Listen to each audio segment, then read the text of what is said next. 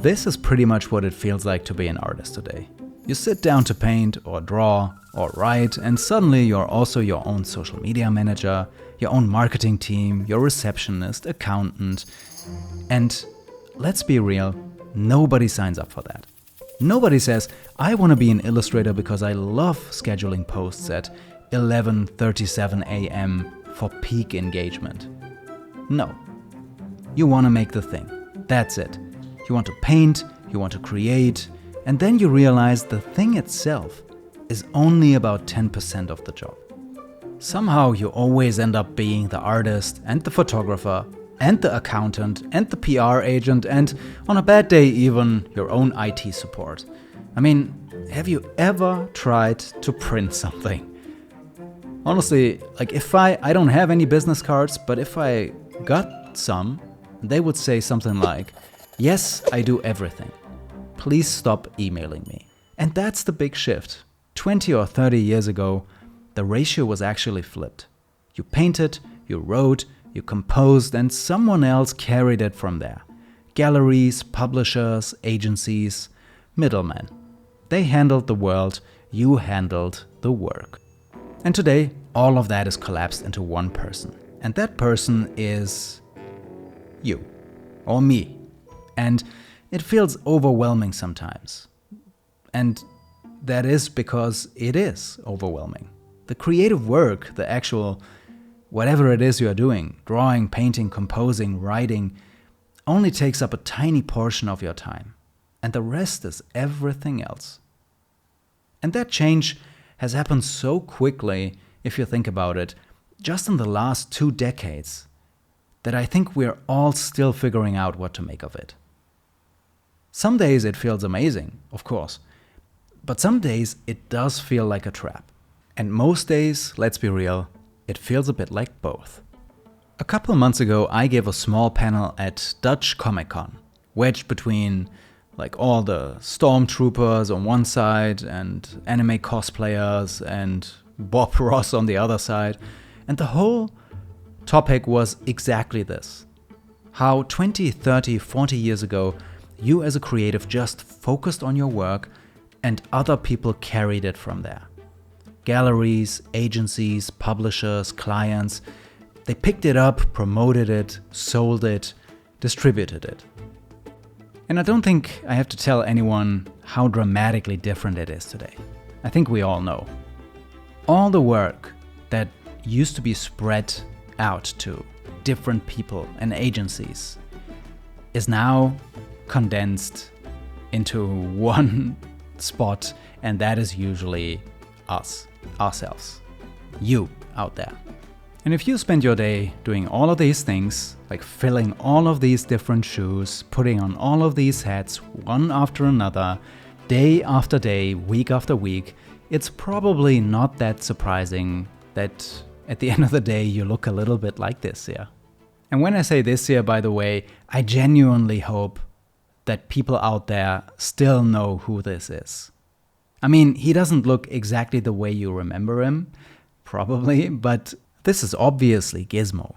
Or at least it used to be. And please let me know in the comments below if you still recognize him. Because I have this horrible suspicion that half the internet has no idea what a gremlin is anymore.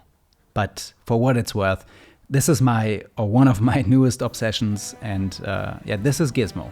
But Gizmo, how he looks today, which I thought is a wonderful, beautiful visual for what creative work or the entertainment industry can do to you.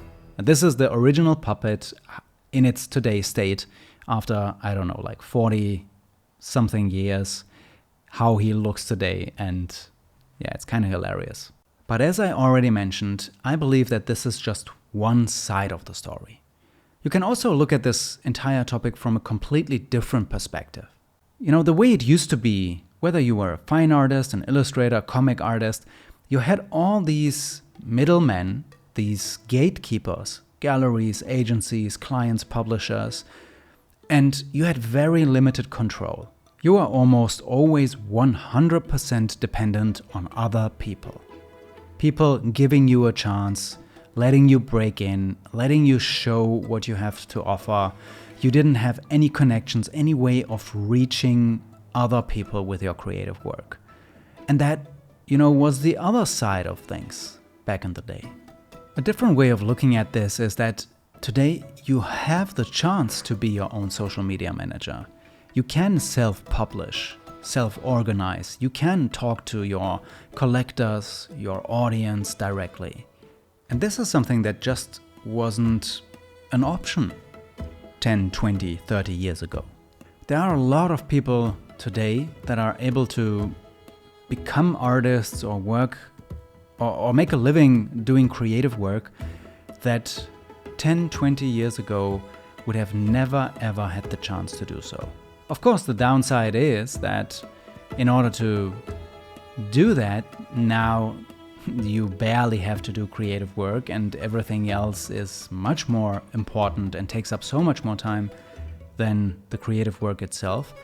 But still, you can make a comic, put it out there and reach hundreds, thousands, or hundreds of thousands of people if you are good. But the big dilemma obviously is that today we have more options than ever, and there are more ways to be an artist and to be a creative person and to reach an audience and to work in creative fields. But at the same time, we have less time than we ever had before. And most importantly, less time to work on our craft, to work on our creative work than we ever had before. Which obviously, again, brings us to the beginning of everything is super frustrating. I mean, it is a kind of a vicious cycle, and this is also the part where the cat bites its tail. But it just goes to show you that there are always trade-offs. You get a lot of freedom because of all the options that we have these days, but at the same time, you also get this giant pile of things that you have to do and pile of responsibilities that you never really asked for. But the good news is, not all is lost. But before we get to that part, I quickly want to thank this video's sponsor, Skillshare. Skillshare is an online learning community with thousands of classes on all kinds of creative topics. Art, illustration, animation, graphic design, you name it. But the class I specifically want to recommend to you today is by Gabriel Briquet. It's called Learn to Draw: Daily Practices to Improve Your Drawing Skills. It's a super simple, beginner-friendly class that is full of exercises that actually help you build the fundamental skills to learn to draw and paint.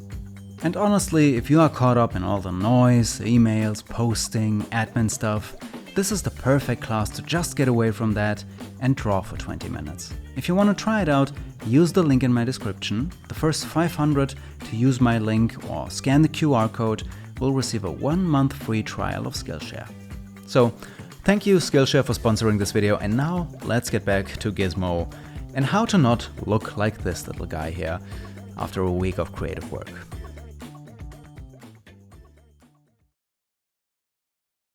So this painting here, as I already touched on, is the original puppet from Gremlins, or one of the puppets, the master puppets that they used for the movie.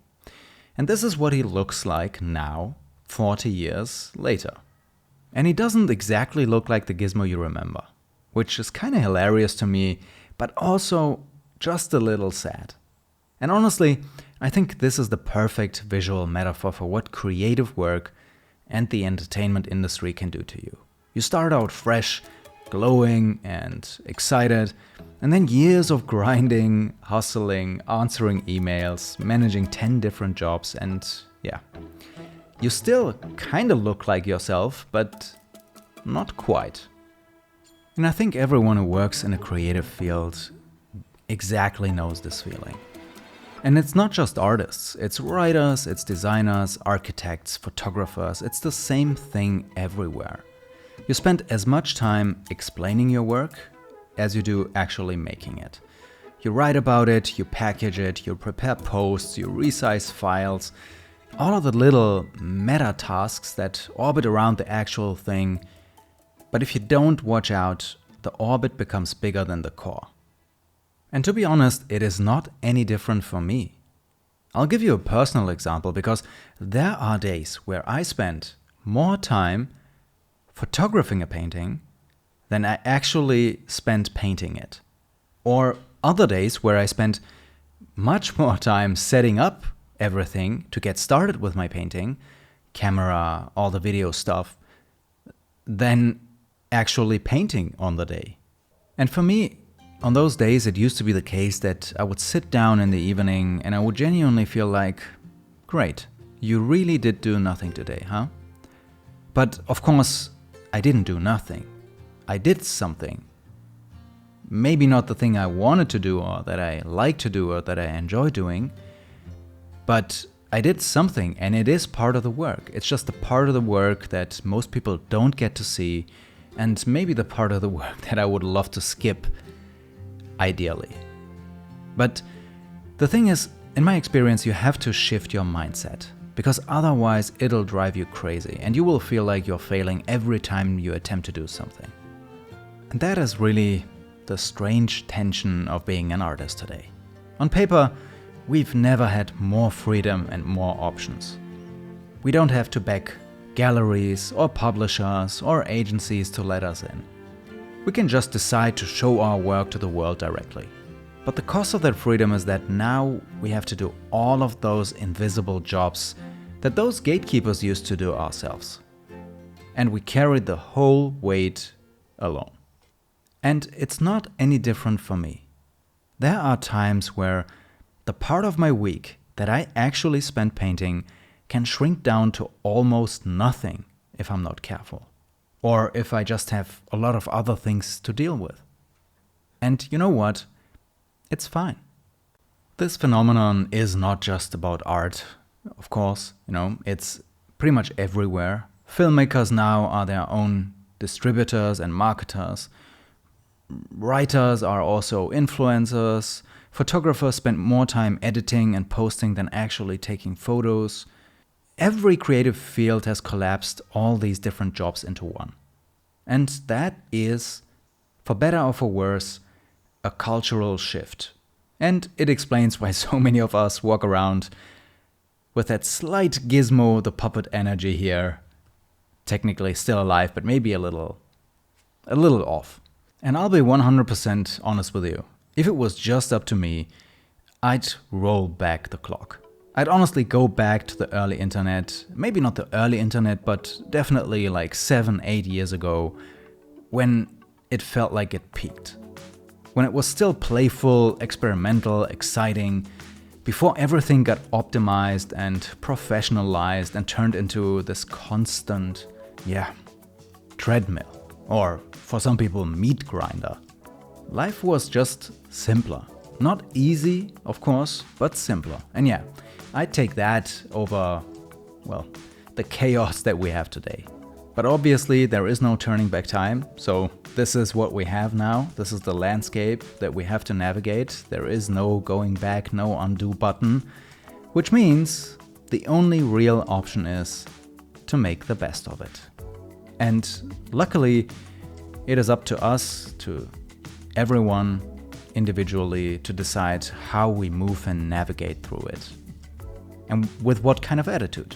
And now that I'm thinking about it, maybe that is also part of the reason why I got so obsessed recently with the Gremlins. It's not just nostalgia. Of course, there is a lot of that as well. But the design, the detail, the thought that went into designing these creatures, they're utterly fascinating. But there is not that much information about how these movies were made out there, which makes it even more interesting to dig into it. There is a layer of mystery, because not everything was always communicated back in the day. I've been reading about it, looking into old props and behind-the-scenes photos. It's all super inspiring, and it's funny, when you dive into something like that, it reminds you why you make art in the first place. Because you fall in love with an idea, with a design, with a world that somebody created out of nothing. But I actually just realized that this gremlin metaphor is actually also great on a whole nother level, because it is the perfect analogy for creative life. If you treat the mogwai right, like this form of the gremlin, it's gonna stay Gizmo. The bright-eyed, adorable thing that anyone who was born before 2000 wanted to have as a kid. But if you don't treat it well, it's gonna turn into something completely different. Same creature, completely different outcome. And I feel like that's exactly what happens to artists or creative people in general. If you protect your craft, your energy, your positive attitude, you keep the spark. If you don't, you turn into either this washed up version of yourself or into this incredibly annoying and mischievous version of yourself. But I'm obviously not gonna leave it here. I didn't want to do my boy Gizmo dirty like that, so after finishing this old puppet version here of him, I actually decided to do another one. The Gizmo everyone actually remembers. The one with the big eyes and soft fur and that ridiculously cute singing or sound he makes. And I love ending on this version here because it actually says something kinda deep and important.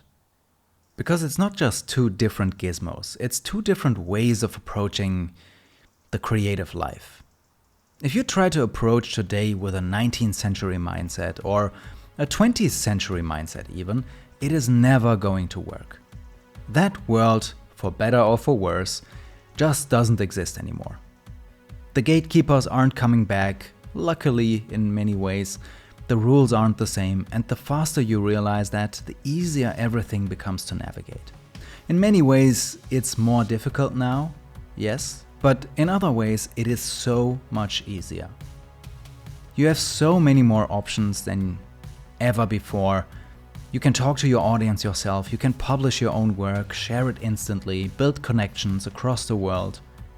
It is messy, it is annoying, it is too much for one person, as I repeatedly have said over and over again.